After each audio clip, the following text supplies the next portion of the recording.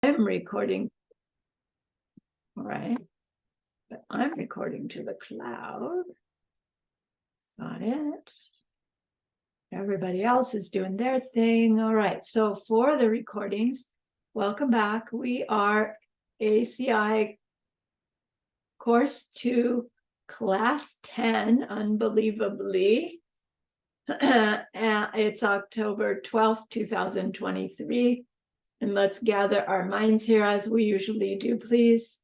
Bring your attention to your breath until you hear from me again.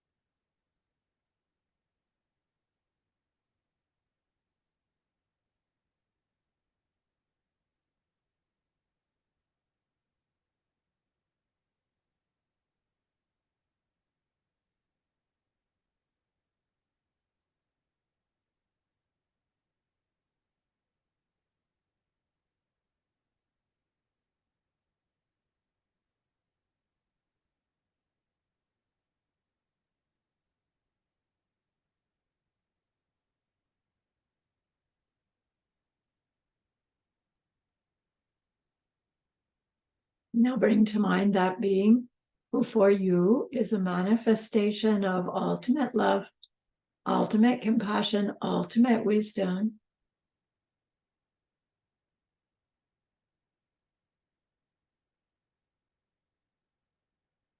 And see them appear there with you. They are gazing at you with their unconditional love for you.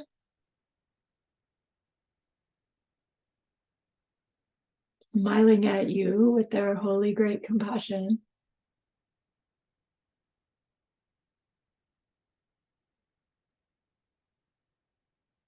Their wisdom radiates from them.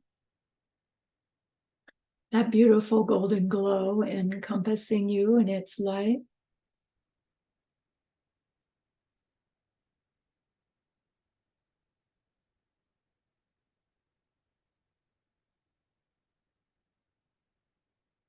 And then we hear them say, bring to mind someone you know who's hurting in some way.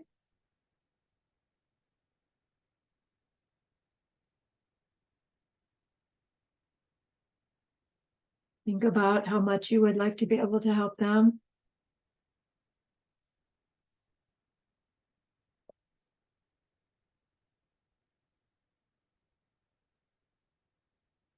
And recognize how the worldly ways we try fall short.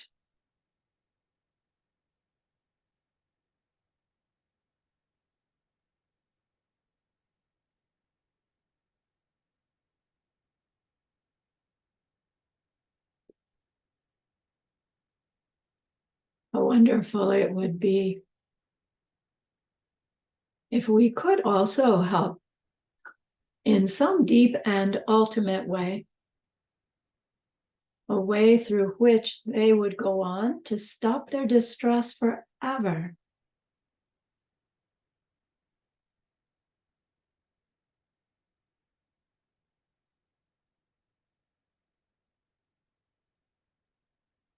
We're gaining glimpses that this could be possible.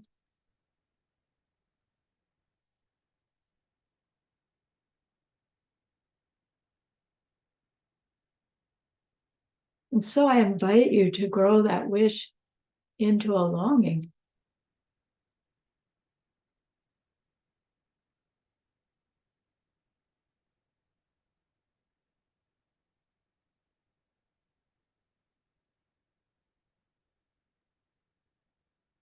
And with that longing, turn your mind back to that precious holy being. We know that they know what we need to know yet, what we need to learn yet, what we need to do yet to become one who can help this other in this deep and ultimate way. And so we ask them, please teach us that. And they're so happy that we've asked. Of course, they agree. Our gratitude arises. We want to offer them something exquisite. And so we think of the perfect world they are teaching us how to create. We imagine we can hold it in our hands, and we offer it to them, following it with our promise to practice what they teach us, using our refuge prayer. Here is the great earth, filled with fragrant incense and covered with a blanket of flowers. The great mountain, 4 lands, wearing the jewel of the sun and the moon. In my mind, I make them the paradise of a Buddha and offer it all to you. By this deed, may every living being experience the pure world. Idam Guru Ratna Mandala Kam Niryatayami. I go for refuge until I am enlightened to the Buddha, the Dharma, and the highest community. Through the merit that I do in sharing this class and the rest, may I reach Buddhahood for the sake of every living being. I go for refuge until I am enlightened to the Buddha, the Dharma, and the highest community. Through the merit that I do in sharing this class and the rest, may we reach Buddhahood for the sake of every living being. I go for refuge until I am enlightened to the Buddha, the Dharma, and the highest community. Through the merit that I do in sharing this class and the rest, may all beings reach their total awakening for the benefit of every other.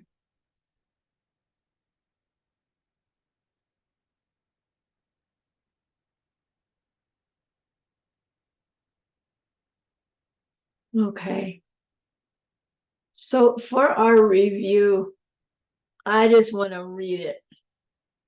Because if I try to explain it, I'm going to go off on a tangent and we'll do that class all over again and not ever get to class 10. So I know myself.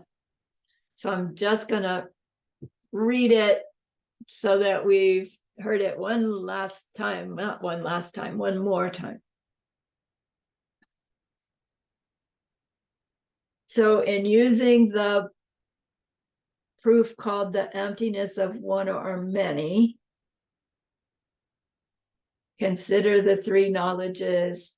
They don't exist really, because they don't exist really as one thing, and they don't exist really as many things. They are, for example, like an image in a mirror. And then last class, we took that apart a bit. What do they mean by really? In the sense that we couldn't really say whether the reason they don't exist really as one thing and they don't exist really as many things actually applied to our topic of consideration, the 3 knowledges, until we explored a little more deeply. So we offered us a different syllogism, which was consider the 3 knowledges. They do not exist really as one because they have parts. And if we can show ourselves that for something to exist dependent upon parts, then it can't exist in it from it, which is what we mean by existing really. And So we needed to establish that the three knowledges are not something that exists as one thing, really. And we say, well, because it has parts. And we might go on to say, well, just because it has parts, why does that make it not exist as one thing, really? Right? When our mind is thinking really means something different. And then the question said, so let's confirm whether or not it's true that if any given thing exists in dependence upon its parts, then it can't exist as a single thing, really. A thing that exists independent of any other factor is what we mean by one thing, really. So how do we confirm that any given thing that we believe is one thing depends upon its parts, which means it's not a single thing from it in it? If something really existed, it would exist independent of, separate from its parts. Here's the thing. Here's its parts. They come together, and now we have the thing. It's absurd, right? There has to be the parts first. And then, boom, they become one thing. But does that happen from it? If it did, the it would be there already, and it didn't need parts. And there's no such thing as that. Everything needs parts. How do we know there's no such thing as a single thing that exists independent of its parts? The way we know is just by checking to see how is it that we arrive at the object itself. We have to be taking in parts of the object, and our mind is configuring those different parts into the whole. We can't, in fact, perceive the whole. We can only perceive the parts. And then our mind makes the perception of a whole thing. And our mistaken mind makes the perception of a whole thing where the whole is in it, even though our actual direct experience is that that's not happening. Our ignorance colors the conclusion of the whole in it from it.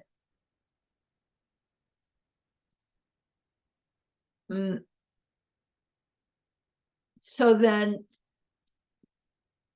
in order to say, well, then this one thing can't exist independent of its parts, we would have to establish that that's true about every existing thing in the universe before we could say, well, then it must also be true for the three knowledges. And that's why we went through that sequence of the categories of all existing things to see if we could establish whether any of those categories of things could in fact have a thing in it that exists independent of its parts.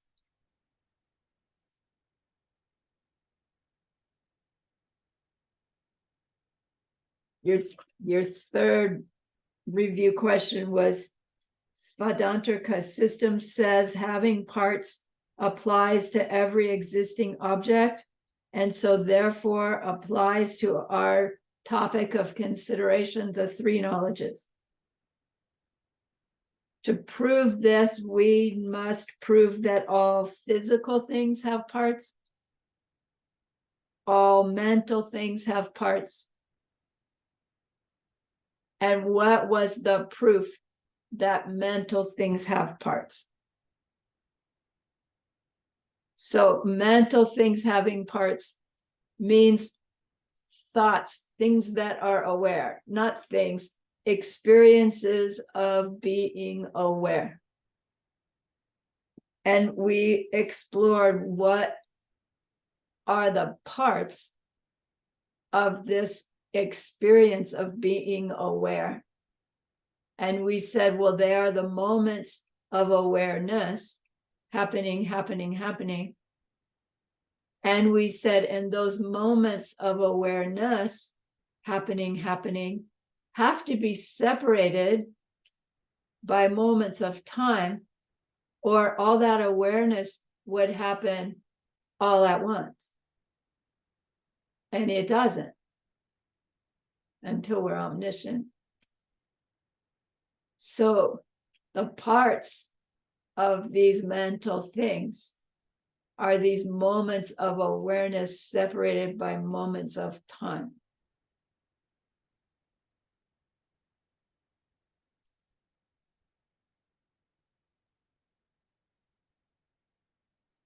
Then we also did how unchanging things have parts as well.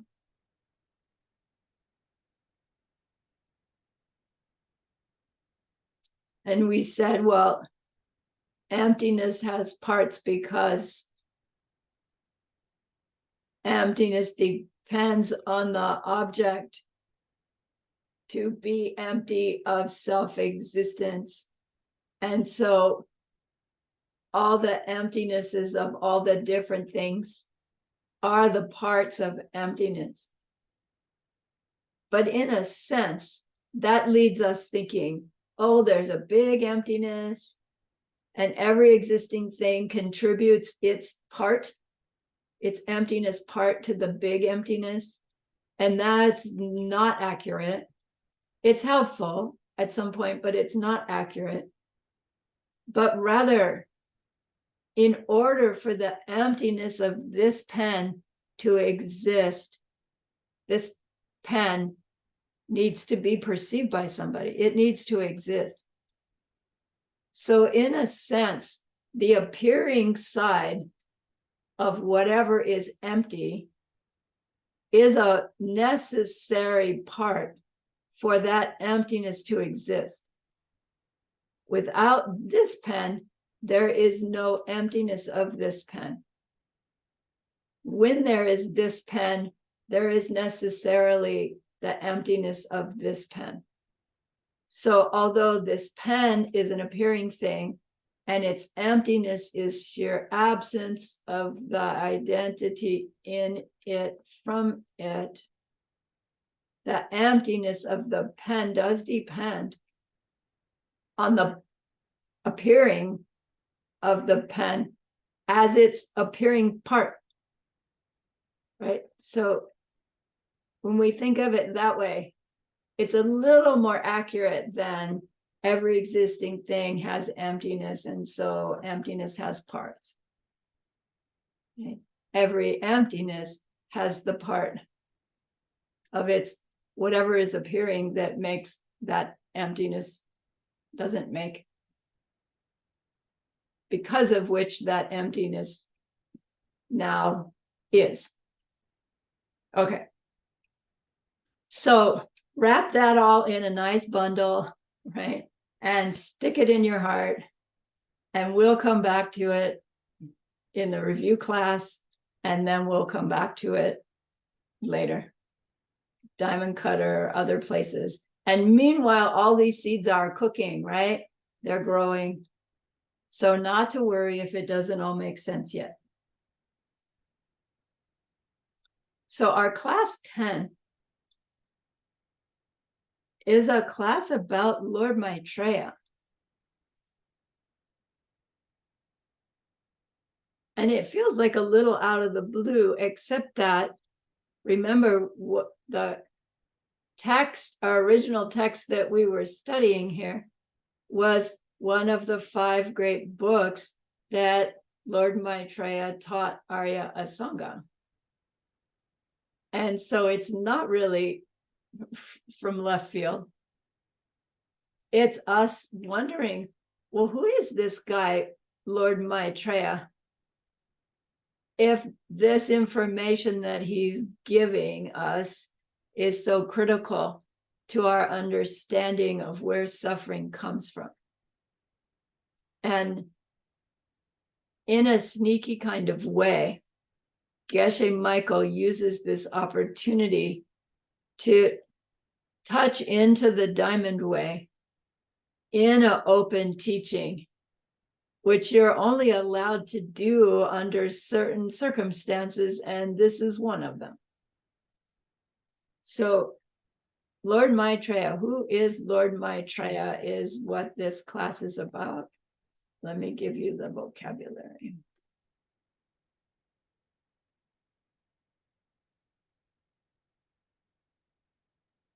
Where'd you come from? Okay. Move that down, make you bigger. Let me see everybody.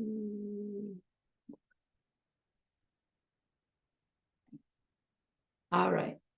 So here's your vocabulary for class 10. Lord Maitreya. This is how Maitreya is spelled, in case you didn't know. In Tibetan, Maitreya is Jampa.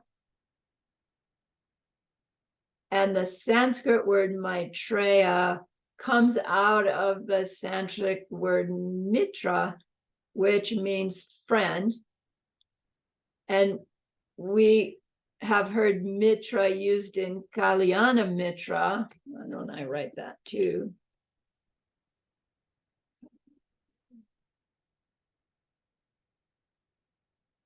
I think is how you spell it, which means spiritual friend, highest friend, like blood brother, sister, friend. But even beyond that, Kalyana Mitra. So Maitreya is this really, really high kind of friend. And the key here is that this friend who's so special, it's because they love us so much and we love them so much. So this isn't necessarily somebody in our family, which we may or may not love that much, right? Just my parents used to say, just because you're brothers and sisters, you have to love each other, but you don't have to like each other. Like you don't have to hang out together, even as you grow up. So Jampa means the guy of love, the love guy. And this love, Maitreya, Jampa, is the kind of love that wants others to have the best, to have happiness. This love is this outgoing force of just wanting to fix it, wanting to help, wanting to give. It's an outflowing. So we might say they want our happiness. Not meaning they want to take it from us, but meaning all they want is to see every being happy, worldly happy, and ultimately happy.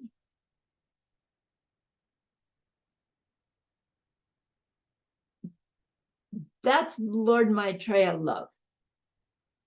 There's another kind of love, which is the love that wants to help others get out of trouble, get out of suffering. We make the distinction and call that compassion.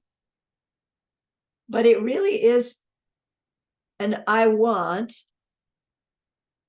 like at the highest level, which means I love. And that love is turned on to wanting to end suffering. And that generally is related to Chenrezi. But of course, each of these holy beings, they have all kinds of love and all kinds of wisdom. But they specialize. There's a third kind of love, and that's ignorant love. Like when I say, oh, I love the sunshine. I love David. Ignorant love believes that that thing that I love is the source of the pleasure that I get. You know, and so when we say, oh, I love you, right? Even to say, like in my heart, right? I tell my holy angel how much I love them. And it always feels funny because it's like, if what I mean by love is I want your happiness and nothing but your happiness, that they have it already, right? Why would I love them? But my ignorant love is because you're the source of all my goodness. You know, I do love you, but it's really the wrong word. And I haven't quite figured out what the other word is yet. So Lord Maitreya, Champa, has this ultimate love.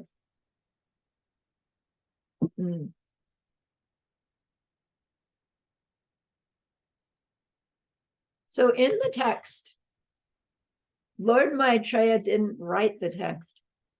Lord Maitreya spoke that teaching to Arya Asanga, who wrote it down. And that's what became this, what we're calling the text. And at the beginning of a teaching, there's always the beginning of a text. There's always this obeisance.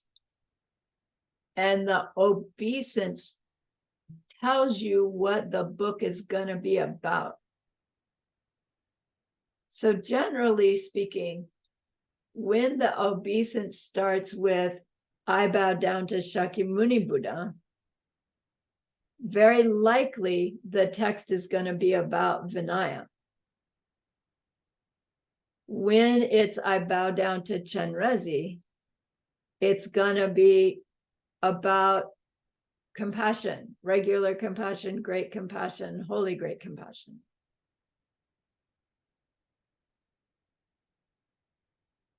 When we bow down to Manjushri, it's going to be a wisdom text.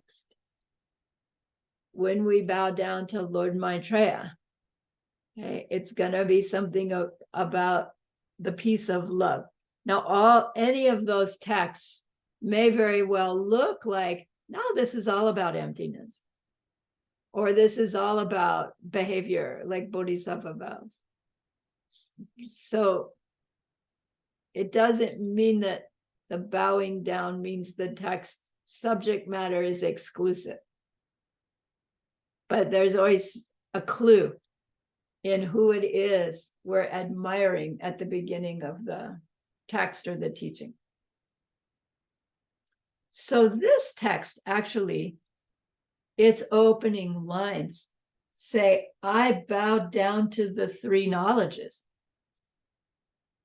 You know, it's not even a being, a conscious being that Maitreya is bowing down to. And the three knowledges, basic knowledge, the perception of selflessness in the mind of a lower capacity practitioner, the path knowledge, the perception of emptiness by someone on the bodhisattva path who then becomes a bodhisattva because of it. And then knowledge of all things, which is the omniscience of fully enlightened being. And Lord Maitreya is pointing out that the power of the study of these three topics, the three knowledges, that it's through that study, practice, and realizations that we reach our nirvana. That state of having no mental upset, no seeds for it going off, and no seeds that could go off as a mental affliction, but not no seeds at all, of course.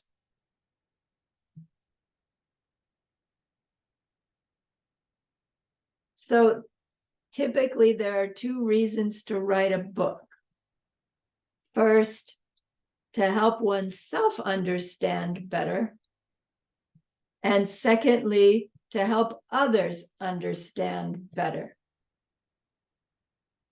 And at the beginning of Lord Maitreya's teaching to Arya Asanga, he does this obeisance. And then at the end of it, he's going to say, well, you know, really, I taught this class so I could understand it better. And then what happens as a result of that is that the Sakya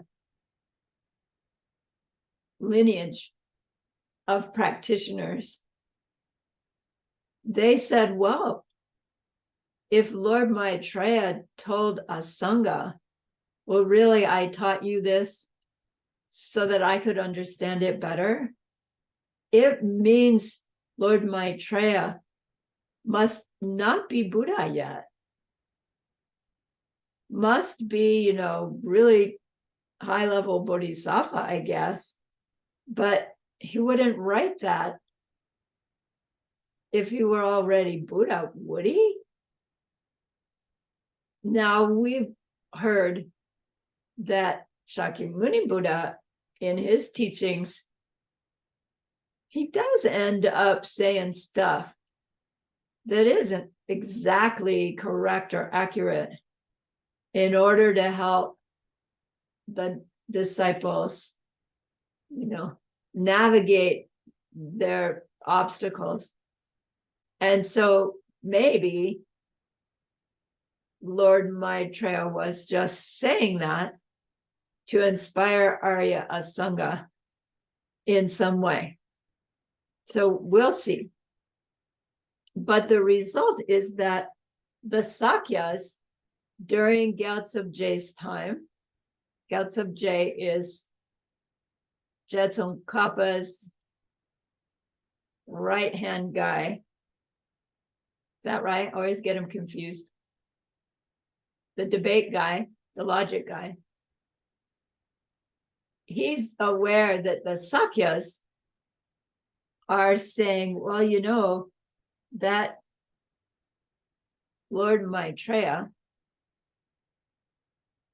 he doesn't, wait a minute,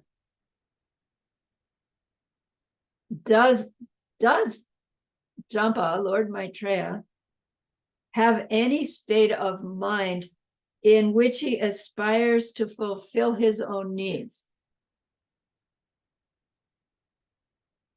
Because at the end of the text, it says, I just wrote this so that I could understand better. And that would imply that he still is aspiring to take care of his own needs. But if he's Lord Maitreya, like already Buddha Lord Maitreya, the one that's the regent in Sakyamuni Buddha's Oakman, waiting until it's time to take his place as our next wheel turning Buddha. If that's true, He's already fulfilled his needs and the needs of others. And so why would he say at the end of the book, I just wrote this to help me understand better? So they're saying, well, which is he? Buddha or high-level bodhisattva? Because in the sutras of Lord Buddha, Maitreya, Chenrezig, Manjushri, they're all called high-level bodhisattvas. And they appear at the teachings, and many times they're the ones that ask the question that the answer to which makes up the sutra. If somebody doesn't ask, Lord Buddha would have just sat there. Somebody has to ask something. And, somebody like me would ask, how do I know whether it's the right time to go to the grocery store or not? Like I'd ask something just stupid, useless. But one of these high level bodhisattvas knows what to ask to get Shakyamuni Buddha to give this deep message that everybody needs to hear but wasn't smart enough to ask for. So thank goodness. And then the question is, well then, back then, were they high-level bodhisattvas who really wanted to know that? Or were they Buddhas already themselves that took the opportunity to come down and pretend they were bodhisattvas, like going back into the world as a bodhisattva in order to be the one who asks the right question?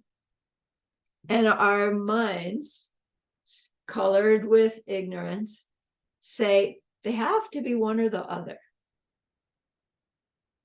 No, we already know the punchline well enough, where our answer would be, according to whom? Which is helpful. Oh yeah, Buddha looking at Maitreya sees Maitreya as Buddha.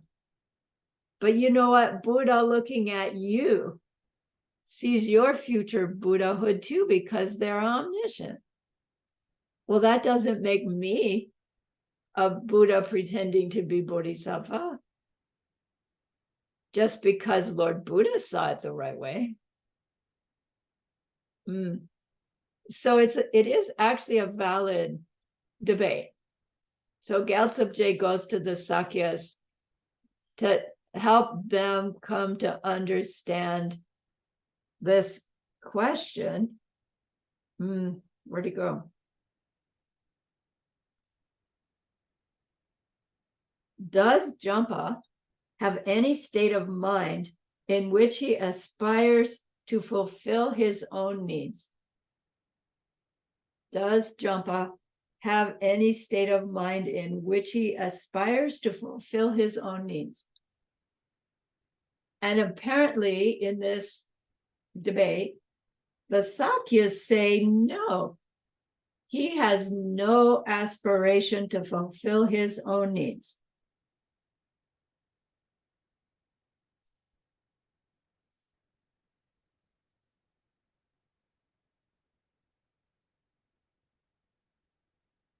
Gyaltsab says, well then, are you saying that you think Jampa is a Buddha already?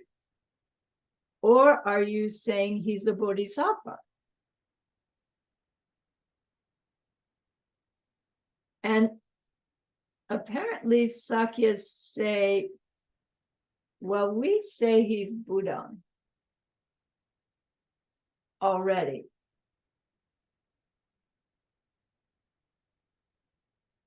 Gyaltsab says, well, if you're saying that Lord Maitreya is Buddha already, then you have a serious problem because it means you've not studied the Mahayana scripture well enough to know that in open teachings, you don't mix the secret teachings. And we would have to understand what he means by that, which is that in the secret teachings, Maitreya, Chenrezig, Manjushri, they are all already fully enlightened beings.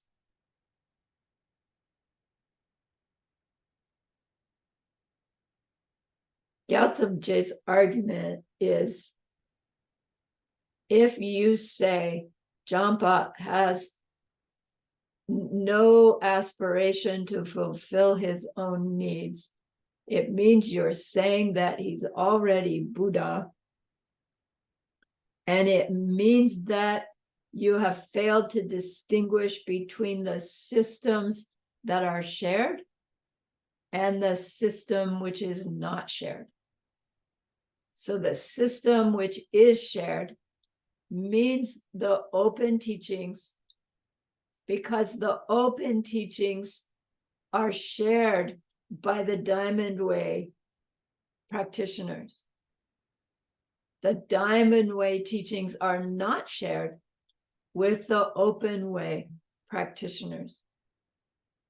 But they're called shared because Diamond Way practitioners cannot be the least bit successful in their Diamond Way practices if they have not already mastered the open teaching practices, meaning renunciation, bodhicitta, and correct view. That foundation, those three principles of the path, are the basis upon which a Diamond Way practice are formed. Technically, our Open Way practices could be done in such a way that those seeds can ripen as the Diamond Way happening to us without initiation, without training, even without the vows. Ordinarily, our Open Way teachings are said to be the slow method because we purify and make merit, and it takes a lot of time. There's something about the Diamond Way that in using the same practices as the Open Way, we're doing it with a different state of mind that speeds that process up. It speeds up the goodness and it speeds up the purification. And so they call it riding the tiger, right? Because it's a wild ride and a dangerous one. If that tiger throws you from its back, he's going to eat you, right? Not like a horse, they just run on. But that tiger is going to gobble you up. But with this strong foundation in open teachings, whatever this is that happens as the faster method with Diamond Way happens. So why did I go off on that? Because Gyaltsabje is saying to the Sakyas, look, if you think Lord Maitreya has no state of mind to fulfill his own needs, you must be implying that he's already Buddha. And if he's already Buddha, you're mixing the secret teachings with the path that's shared.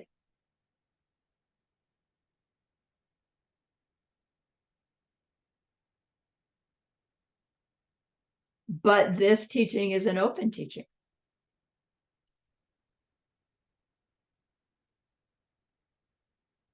And so in this teaching, Maitreya, Lord Maitreya, is a bodhisattva. And so it would be improper to speak of him as being Buddha.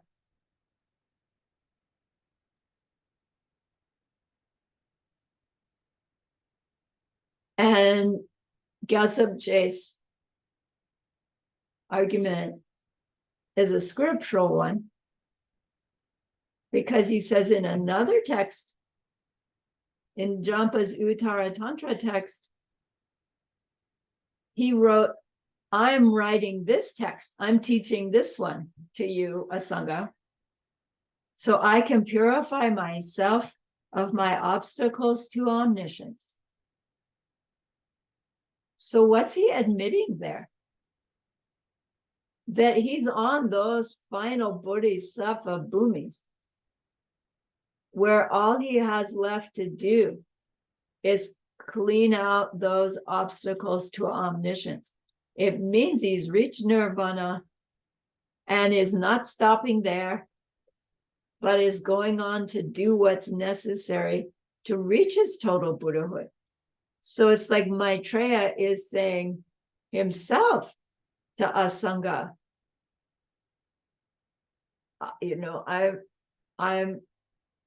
I'm Arhat, very close to Buddha, and thank you so much for the opportunity to share with you. It must be part of what he needs to do to clear out his obstacles to omniscience, but he's hanging out in this paradise.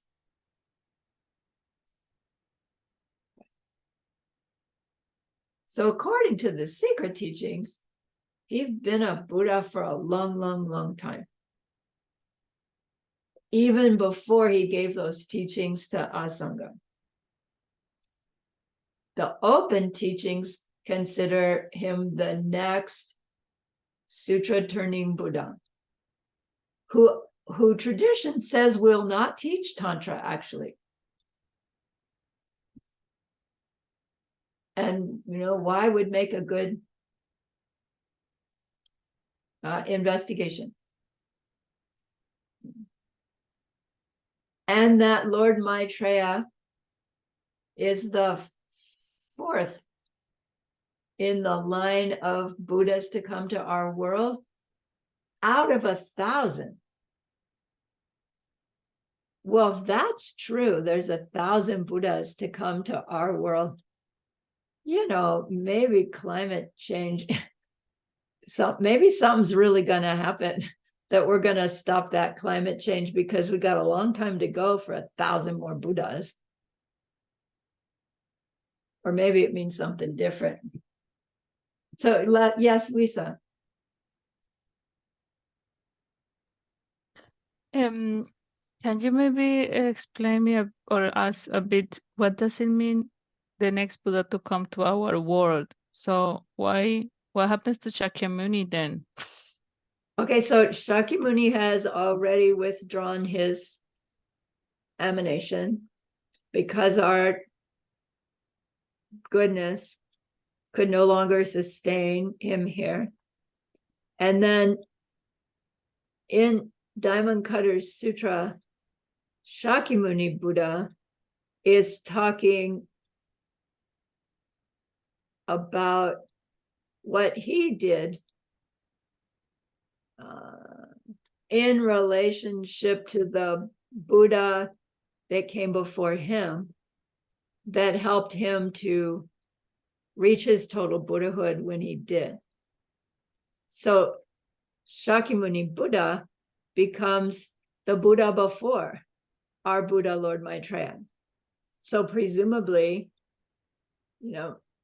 somebody will manifest being born into some kind of circumstances where their life is extraordinarily pleasurable, and then something will happen that will, open their mind, open their heart, and they'll demonstrate this, whatever is necessary for the people of that time to recognize the mistake that they are making.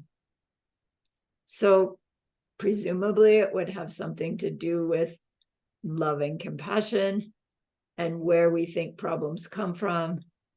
And that being will manifest becoming fully enlightened in that lifetime, just like Lord Buddha did.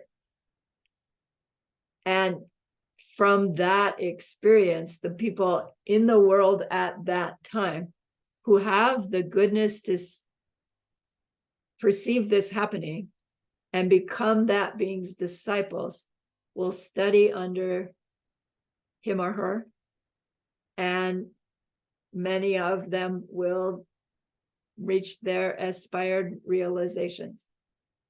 And how long that being will teach for, I don't know. And then the goodness of the people, I don't know, maybe it won't be sustained, maybe it will. If it's not sustained, that Maitreya will withdraw their emanation as well. And then the people left will be in training towards Maitreya, who's not available to us directly anymore, but their teachings are, and we stay inspired right, until our goodness again draws another wheel turning Buddha to the world. And we're thinking of it all in this linear way and self-existent way. And it won't be exactly like that. And many, many times I've heard nuances of what Geshe Michael Lama Christie teach that has something to do with that 500 years after seeing emptiness directly and the 500 years before scripture says Lord Maitreya returns. Well, like they've been saying that for 2,500 years, 500 years. And it's like, maybe the 500 years means something more personal. I don't know. Okay, yes, ma'am. You have your homework up, your hand up again.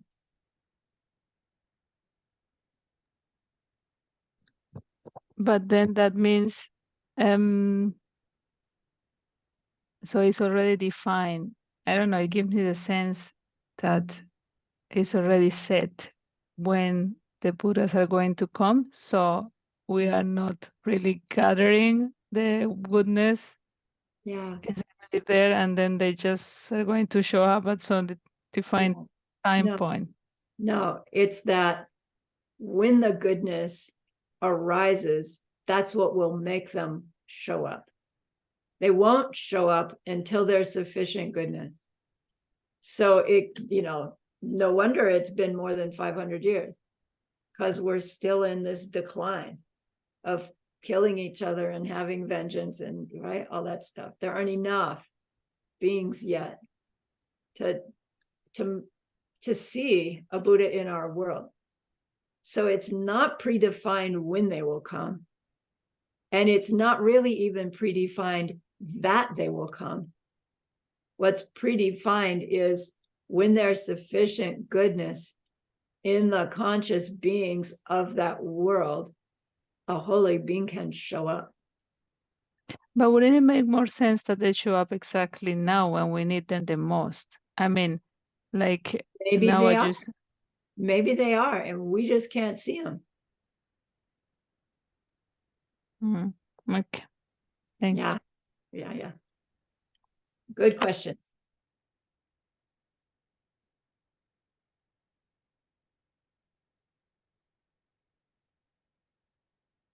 So there's another scriptural authority for Lord Maitreya being a high-level bodhisattva, and that is there's some sutra where Lord Buddha says, don't ask me that question. Go to that 10th level bodhisattva Maitreya and ask him. And again, it's like, well, why would Buddha say that? And in thinking about it further, it's like, well, because he wanted whoever it was to ask that question to have the connection with Lord Maitreya for the answer, right? Seeing that that being was probably going to need the connection with Lord Maitreya later. So sort of a skillful means. But Gyaltsab J is saying, so see, Lord Maitreya was a 10th level bodhisattva because Buddha said so. But we know that Buddha doesn't always say. Buddha will always say what is best for the students to hear.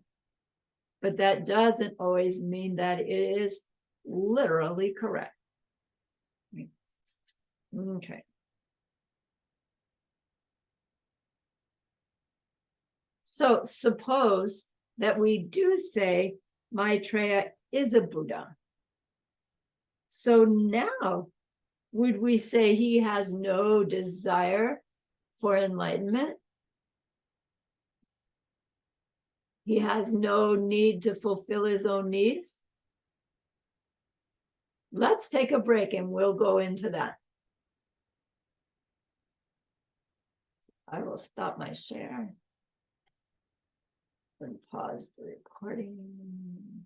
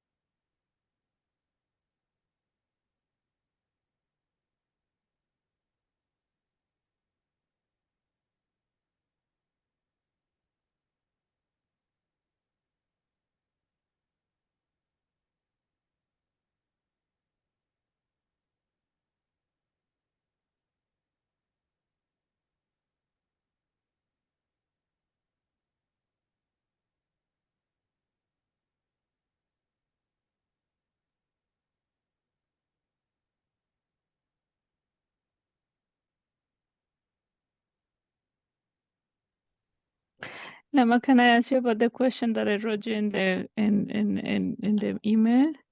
Okay. Because what is confusing is it says, do you think these three things exist as one or many, neither or both? And then the answer key says the three knowledges exist in a deceptive way as many. But for me, in a deceptive way means self-existently. But then they say, in a self-existent way, though, they do not exist as one or as many. But isn't it that in the deceptive way, they do exist as many? Because we think deceptively that they are self-existent. Or am I misunderstanding?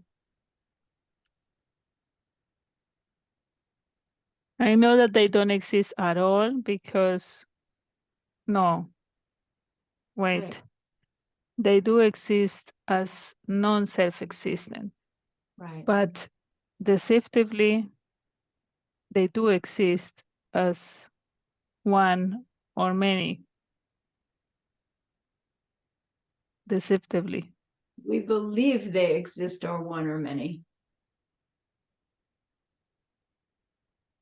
Yeah, No, okay, but this we believe part is for me given by the fact that they are saying deceptively. Like deceptively means we believe. And I don't know in my English understanding, but maybe I am not. That's correct.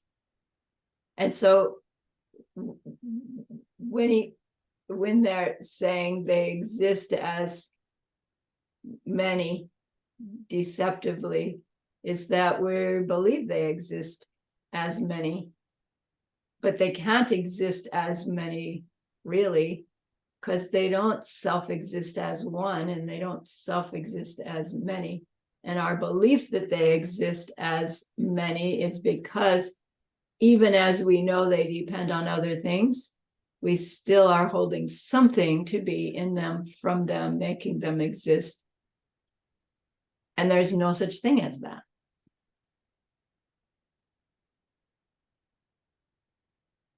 So that's what the answer is trying to describe.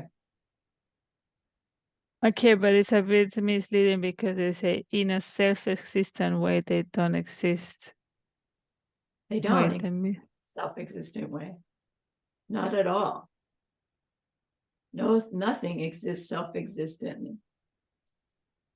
Yeah, and it sounds like it's kind of being the opposite to in a deceptive way. That's what is confusing me. I think the first part of the answer they're saying in a deceptive way, and in the second part they're saying in a self-existent way. And for me, this is the same. Deceptive is thinking that something is self-existent. Yes. Okay, thank you.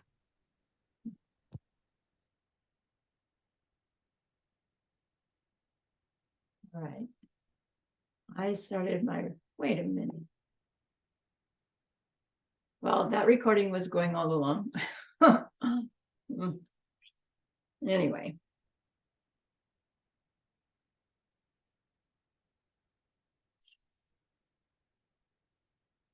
So suppose we do say that Lord Maitreya is a Buddha. Do we then mean to say that he has no longer any desire to have total enlightenment? Meaning, do we lose our bodhicitta when we become Buddhas? Do we not need our bodhicitta anymore? So bodhicitta is the wish to reach total enlightenment for the sake of all sentient beings. But if I already am Buddha, why would I wish to become one? Like I did it. Do I still wish to help all beings? In a sense, we can say, well, I've already done that too. But they're not seeing it that way. So yeah, I still have the wish to help them see themselves the way I see them. So once we reach Buddha, is our bodhicitta something different? And if our bodhicitta changes when we reach Buddhahood, how can it still be bodhicitta? So let's look at total enlightenment. Total enlightenment has those two main bodies.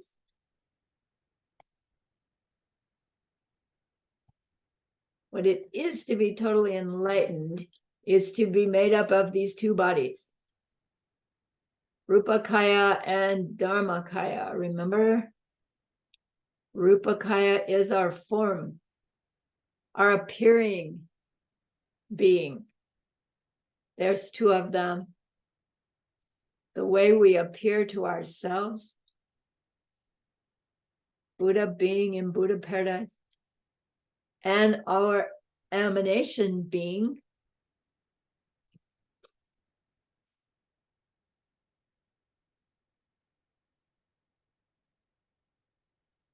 I don't know how to describe that accurately. The being, what any and every being need to reach their ultimate happiness, whether they see it that way or not. Two appearing natures called the Rupakaya. Dharmakaya is the mental nature of Buddha, you, the omniscience, direct perception of appearing reality and ultimate reality of that appearing reality of all time, because it includes time. And the mental aspect, mental being of the emptiness of all the other parts of you. the emptiness of the omniscience, the emptiness of the emanation being, the emptiness of the paradise being. And technically the emptiness of the emptiness, Dharmakaya. We learned that the Rupakaya, the form body, its causes is our merit deeds. And the Dharmakaya, its causes are our wisdom deeds, our wisdoms. And that our appearing aspect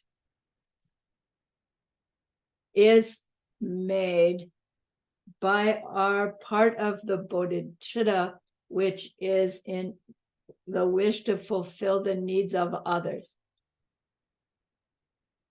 We can't fulfill the needs of others if we are only a mental being. We can't connect to them. We can't interact with them. We need a form to do that with.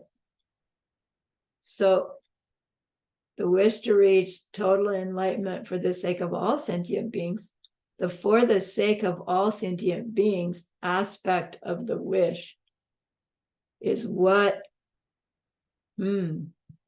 influences our activities, our merit making, that bring that merit making, those merit making seeds to ripen into our Rupakaya, our two form aspects. Then the wisdom body, they say, is that aspect in which one has fulfilled all their own needs. Because their own needs were to be the one that knows directly what every other being needs to reach happiness. So our omniscience is the satisfying of our own needs. Right? We finally have that critical piece. We satisfied our own needs for the end of all mental afflictions when we reached Bodhisattva Bhumi, 8.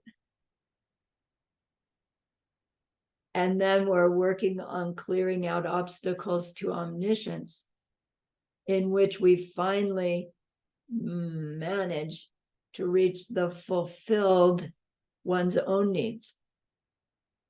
With the manifestation of our omniscience, our two Dharmakayas, the omniscience and the direct experience of the no self nature of all that omniscience is perceiving.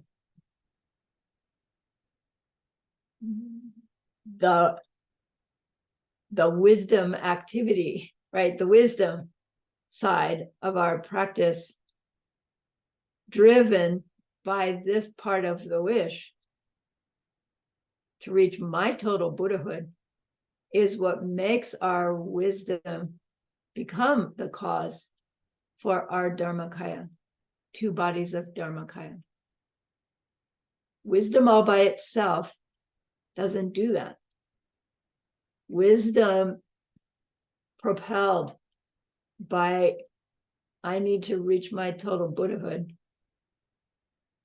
is what propels our action side in order to bring all beings to ultimate happiness.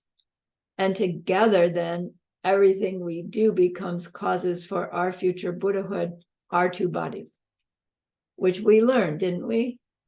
The benefit of bodhicitta is that even the slightest little thing we do becomes the cause for our Buddhahood. Okay.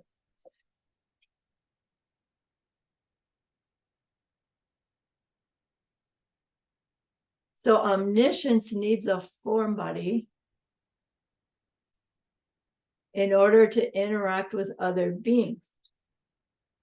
But I can't see Shakyamuni Buddha's form body. So how is Shakyamuni Buddha, Rupakaya, through which he can be contacting me if I can't see him. And this tradition says that the power of our Lama is that the Shakyamuni Buddha's emanation being, Rupakaya, uses somebody for you to be the one through which they contact you and teach you the Dharma. So even open teachings say, the one that teaches you the Dharma is Shakyamuni Buddha's Rupakaya contacting you. And no, they're not, they're the teacher at the moment. And then if we do end up having a teacher that, at some point we feel some kind of close connection to, and yeah, other teachers are great, but this one, everything they say, they're talking to me exactly. It is useful, even as a sutra student, to say, well, this being is my doorway to Shakyamuni. Because I just don't have good enough seeds to directly be contacted by Shakyamuni. But I have these good enough seeds to have this human be the go-between. And that human's going to teach you that you don't need a go-between, except to make merit with. Right? So we don't just take what they say, right? Not blind faith, but we use them. All right.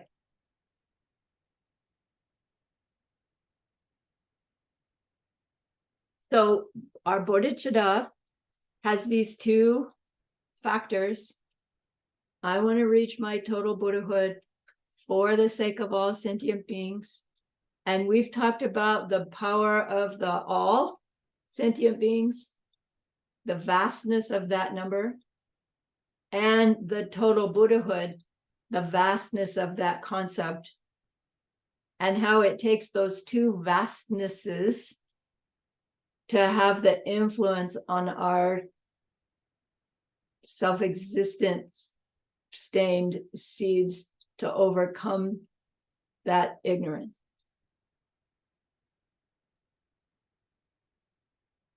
So once we achieve Buddhahood, we have achieved all our own goals, haven't we? And because of our omniscience, we've already achieved every other being's goals.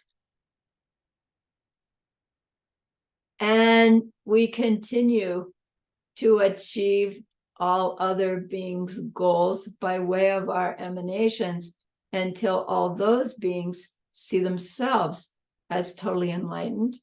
But we already are seeing them that way. So, not that they're already Buddhas, but meaning they're on their way already. And to an omniscient being, there's not this, it's going to take 6 trillion lifetimes to get there. It's like, yeah, they're on their way. And they see that they'll be successful. They also see they'll have bumps along the way. But their state of mind is that they are suffering, but the Buddha knows it's all carrying them along to their ultimate happiness. And it's really hard to hear that, right? When we're still struggling and still seeing so much crap happening in our world.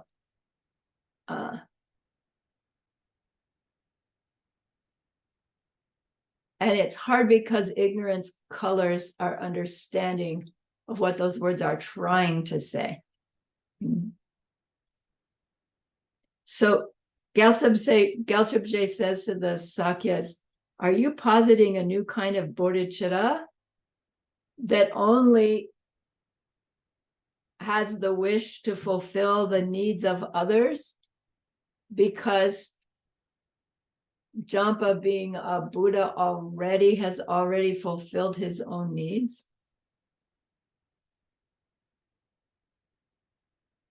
We're thinking that if you've already reached Buddhahood, you don't need to have the wish to reach total enlightenment any longer. It does sound weird, doesn't it? But if a Buddha loses their bodhicitta when they reach Buddhahood, how are they going to perpetuate their Buddhahood? So maybe the words change a little bit from I'm still aspiring to be Buddha to bodhicitta is now I am aspiring to perpetuate my Buddhahood, which would be necessary because it's not that once we reach Buddhahood, we are all of a sudden self-existently Buddha. We have a tendency to think that way. Our ignorance thinks, oh, once I'm Buddha, I'm done. I've finished. I've fixed all those seeds. They aren't ever going to come back. But you, the Buddha, is still projections, ripenings and plantings, ripenings and plantings. It's still happening. Our omniscience needs to be perpetuated. Our Buddha paradise being needs to be perpetuated. Our emanation being needs to be perpetuated. So there would have to be this state of mind that continues to perpetuate the being totally enlightened for the benefit of all sentient beings. So they can't lose their bodhicitta. Even Buddhas have bodhicitta, because only half of it wouldn't perpetuate you, the Buddha.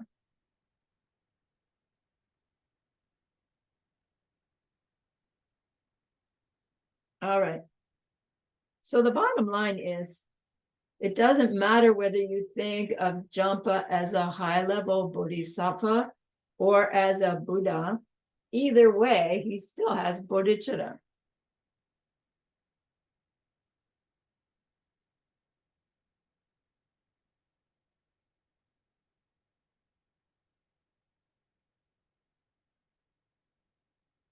It means that neither a bodhisattva nor a Buddha are behaving in such a way that they would say, oh, my needs don't matter.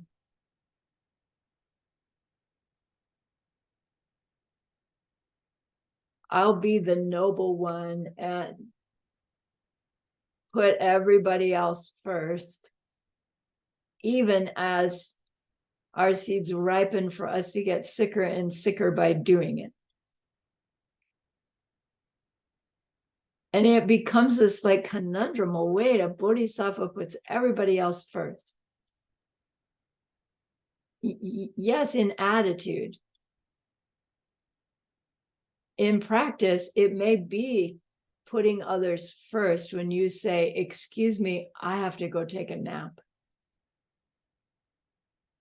Excuse me, I have to eat in this certain way because I believe in a certain thing.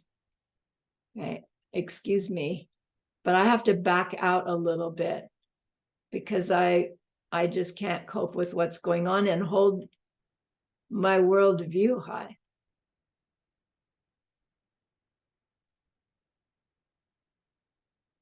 when we do exchanging self and others, we're not putting ourselves down.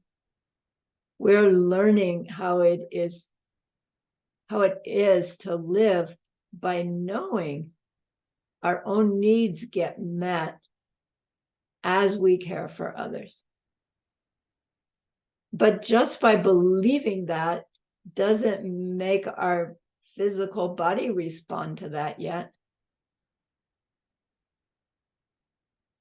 And so it is a tricky practice to do this exchanging self and others, and include in the exchange getting enough rest, eating right, taking some time off to relax, but then also not using that as an excuse to get sloppy in our practice.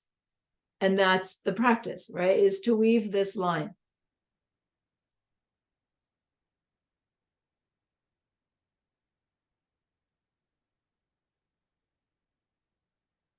So Geshe-la says, this question about, do we still aspire to something if we've already achieved it?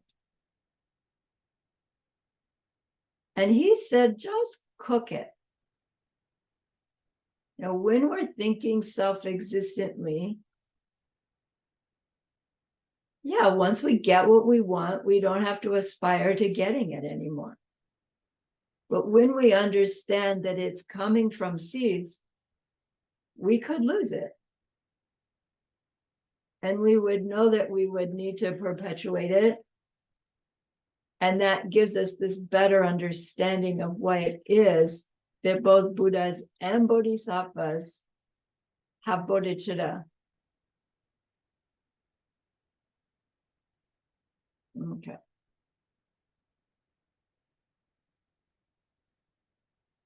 So this wanting to fulfill our own goals is wanting to reach our own ultimate happiness, because it's from that state that we can finally help others reach that state as well. And we know that in order to reach that state ourselves, what we do is just try in little baby steps to help others have some kind of happiness. And as we create those seeds, our own happiness finally kicks in. And what starts to kick in is that it's the trying to bring happiness to another that is the pleasure. Not, oh, if I do this for them, that's going to come to me, and that's where my happiness comes from. It's like, no, just this outflow of trying becomes the happiness we're seeking. We just didn't know that that's what we were growing. We have this expectation of what my happiness is gonna be like.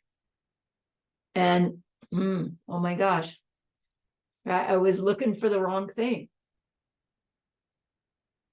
Okay.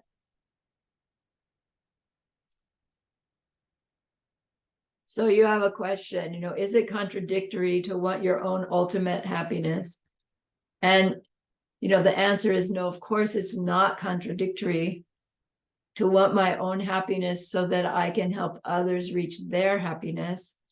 And in fact, wanting others to have their happiness is the only way I can really reach my own happiness, and reaching my own happiness is the only way I can really help others reach theirs.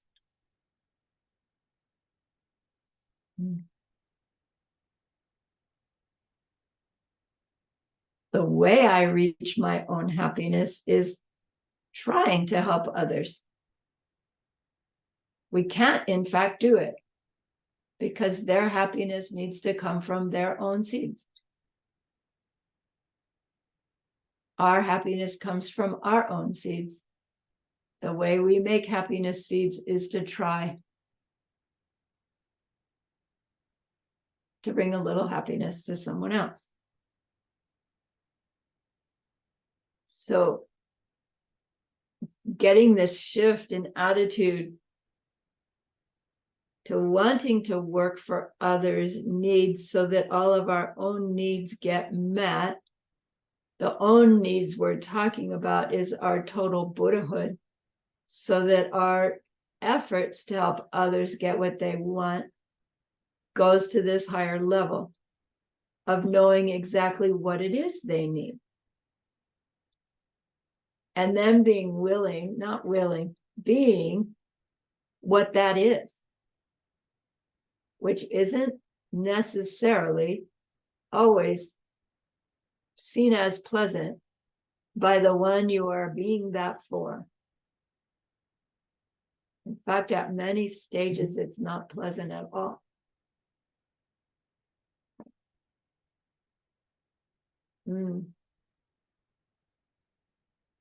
So then somebody says, well, wait, now you yourself are talking about the secret teachings because you're talking about Maitreya as a full-on Buddha. So you've just made the same mistake you said we were making. And Gyaltsab J says, yeah, you're right.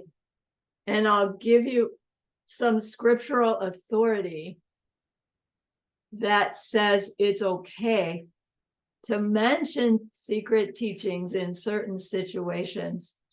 You just don't say any details about it. And he says, one of those scriptural authorities is that Haribhadra's brief commentary. I should have written that, although I don't think you need it for your homework, but I'll just put it.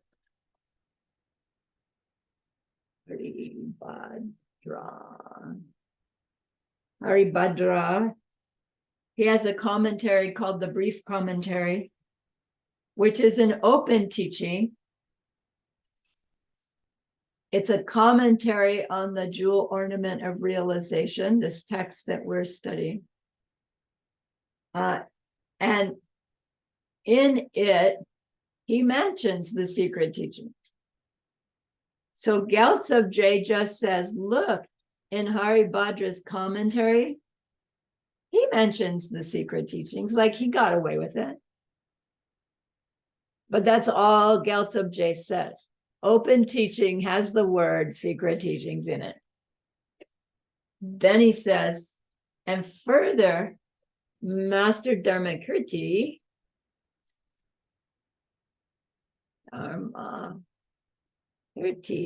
the logic master, who wrote the commentary on valid perception, in that he actually gives a defense of Tantra's existence. Like apparently in that commentary, one of the Mr. Kachiks say, well then, really there's no such thing as Tantra. I don't know what the context is. And Dharmakirti takes that opportunity to actually show, prove that what we mean by the secret teachings are an existing thing by way of the fact that they function. And I guess that's a clue. It's probably some functionalist arguing that Tantra can't be true because it's not a functioning thing. And he's going to say, yes, of course it is. And his reasoning is that he explains that there are beings who have used the secret teachings and reached their success. So that's not a proof, that's just an example. He says there do exist the ones who know the Tantra and can, in cases, use the secret word with success. These are proof. like somebody studied it and did it. And it's mainly the power of the one who taught it and following their precepts. So he is saying that those practices of the diamond way, which rely quite a bit on mantra, using sacred words, sacred recitations, and then sacred words repeated again and again and again. Those holy practices and holy words, they are not self-existently powerful. They are powerful due to causes and conditions. And what makes them apparently capable of causing miracles is if these two elements are present. The first element is that the practice be taught to us by a powerfully holy being. The one who teaches us Tantra, we see in this karmically powerful way. Without that, we can learn the Tantra and try to practice it, and it won't have the power because there's nothing in it that has the power. The second factor is that the one to whom it is taught must follow those teachings, meaning uphold the practices and the vows that are given with it, that are based upon our open teaching vows, bodhisattva vows, pratimoksha vows. The practitioner must be upholding those vows and practices that were taught to us by a being that we perceive as powerful karmic object, in order for those practices to plant the seeds with enough power to bring us through those realizations of transforming our perception of ourselves from suffering being to fully enlightened deity before this, the seeds for this thing to wear out. There's nothing in the practices themselves that does that. It's all in the mind of the being that's practicing.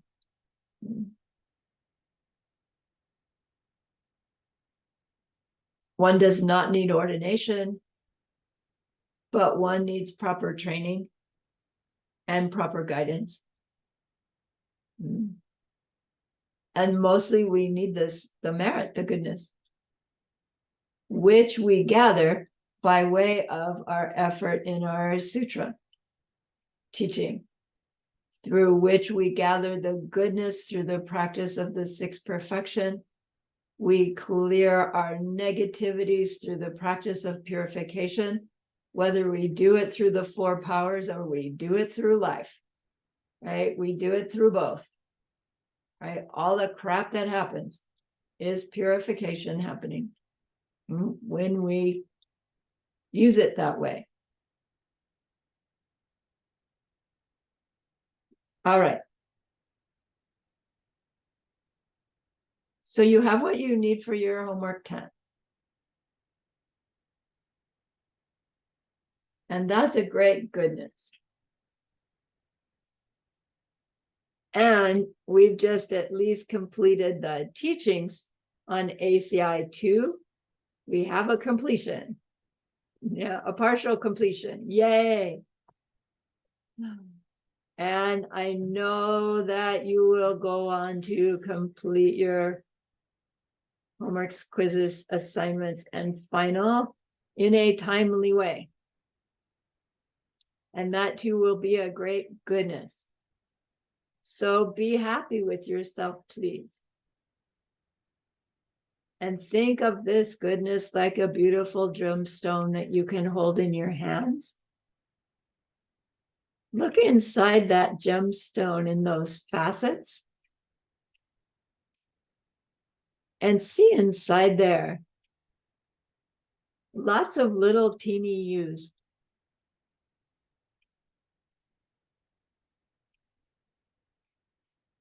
Some are still struggling, but a lot of them are just grinning from ear to ear.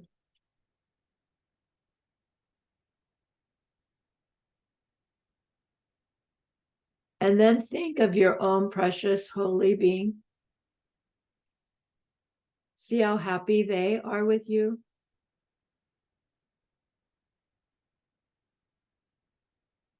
Grow your gratitude to them, your reliance upon them. And then offer them this gemstone of goodness. See them accept it and bless it. And they carry it with them right back into your heart.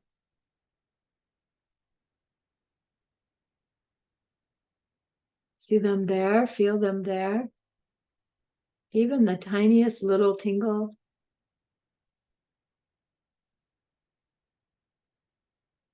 It's their love for you.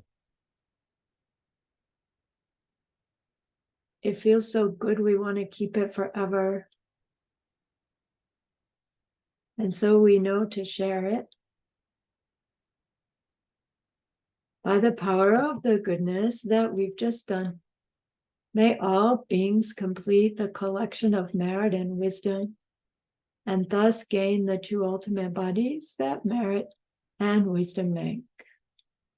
So use those 3 long exhales. Share this goodness with that one person.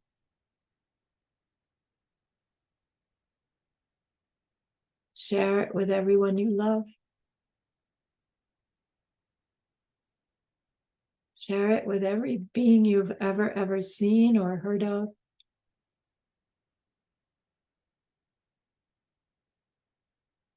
See them all filled with happiness,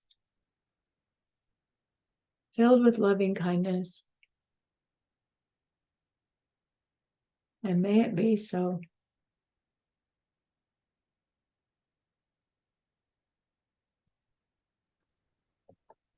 All right. I'm going to stop the recording, and then we need to talk about review class.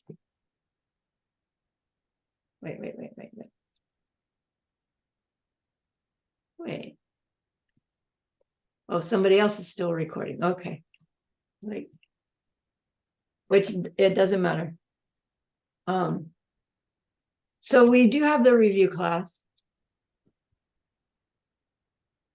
We're on Thursday. That review class is on Sunday.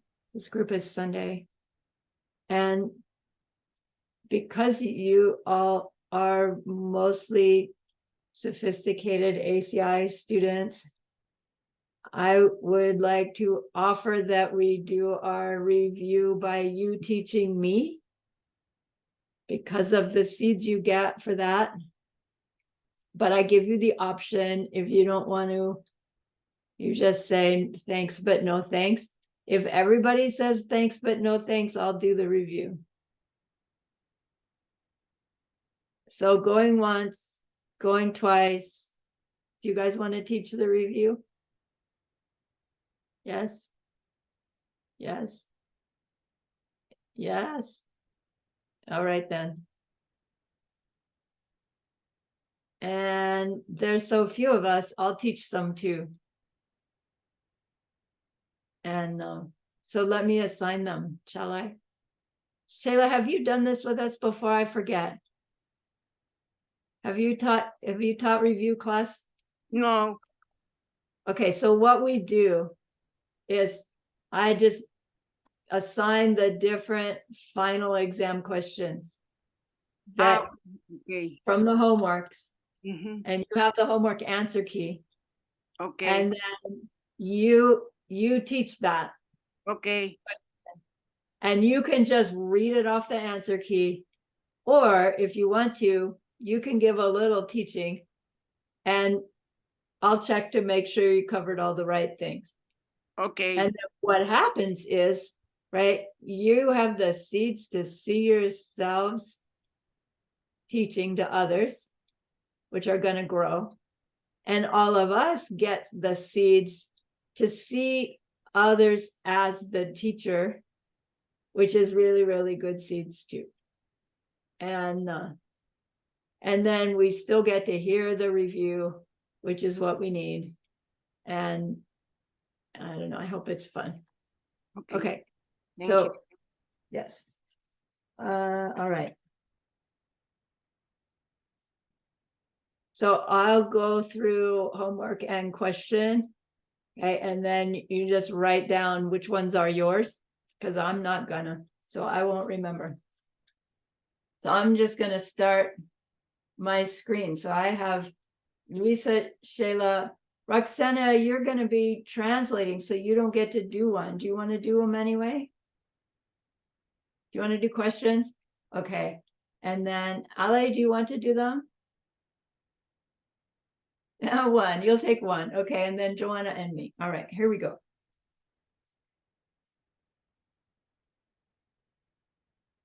Then Ale, I'll give you the first one. Homework 1, question 1. Joanna, homework 1, question 3. Sarahni, homework 1, question 4.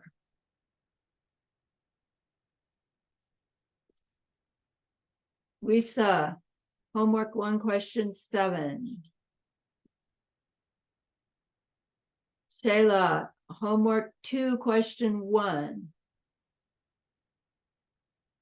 Roxana, homework 2, question 2.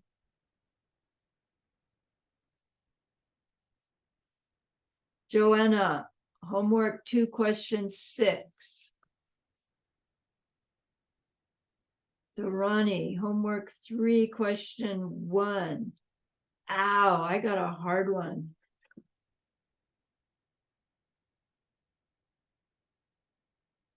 Luisa, homework 4, question 3. Shayla, homework 5, question 1. Roxana, homework 5, question 2.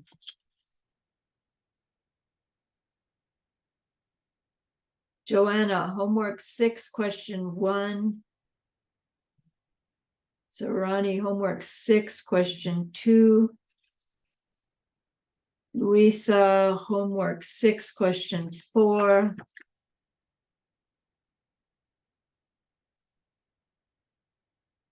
Shayla, homework 7, question 1. Roxana, homework 7, question 3, the magic show.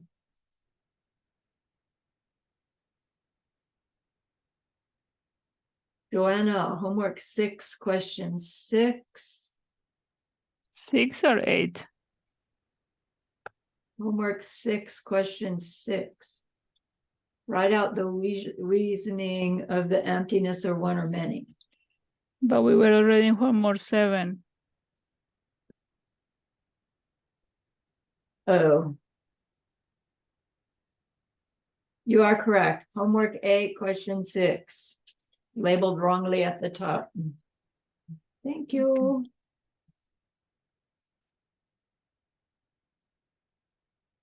Me. Homework 9, question 2. Lisa, homework 10, question 1. Shayla, homework 10, question 5.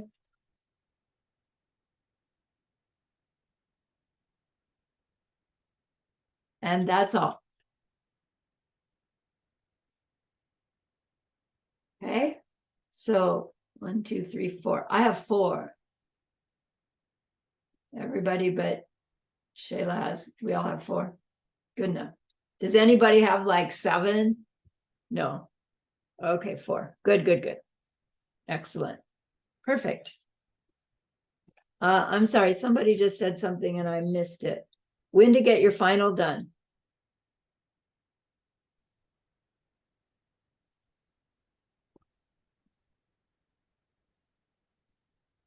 How about